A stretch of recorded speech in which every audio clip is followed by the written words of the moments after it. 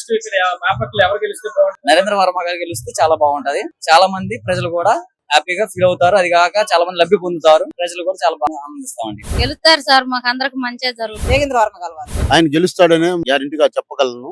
రాజకీయంలోకి వచ్చినాక ఇంకా అనేకం చేస్తాడని మా అభిప్రాయం. వెంకటేష్ వర్మ మాకు అందరికి మంచి పనులు చేస్తాడు. ఆయన మంచి ఆయనని మేము కోరుకుంటున్నాం. గెలుస్తారు, గెలవాలనేగా మా కోరిక.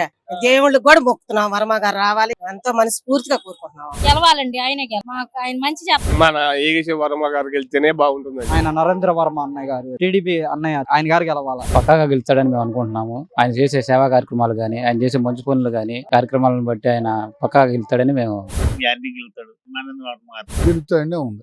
మేము అనుకుంటాం ఈసారి నరేంద్ర వర్మ వస్తే బాగుంటుంది అనుకుంటున్నాం. నరేంద్ర వర్మ రాజు గారు, నరేంద్ర వర్మ గారి మీద ఇంట్రెస్ట్ చూపిస్తున్నారండి ప్రజలు. నరేంద్ర వర్మ గారే వస్తారు. వర్మ గారికి గెలుస్తాం. గెలుస్తాడు. రాజుగారు వస్తే పనులు అవుతాయి. మేలు చేసే మనిషి గెలుస్తాడు అనుకుంటున్నాం. వేగేశ్ని గారు టీడీపీ తరఫున నెగ్గుతారు బాపట్లో. రాజుగారు వస్తే బాగుండదు అన్న. టీడీపీ వర్మ గారు రావాలనుకుంటున్నాం. వర్మ గారు వస్తే బాగుంటుందండి. ఏగేశ వర్మే. మా రాజు గారే. వర్మ గారే సార్. నరేంద్ర వర్మ వస్తేనే మంచిది అనుకుంటున్నాం. మాకు బాపట్లో వేగేషన్ గారు వస్తేనే బాగుంటదండి. రాజుగారు వస్తే బాగుంటుంది. నరేంద్ర వర్మ గారు వస్తే చాలా మంది. నరేంద్ర వర్మ గ్యారెంటీ వస్తాడు. అయితే రాజు గారు వస్తారండి. బాపట్ల నెక్స్ట్ టీడీపీ తరఫున రాజు గారు వస్తాడండి. ఆ వర్మ గారు వస్తే బాగుంటదండి.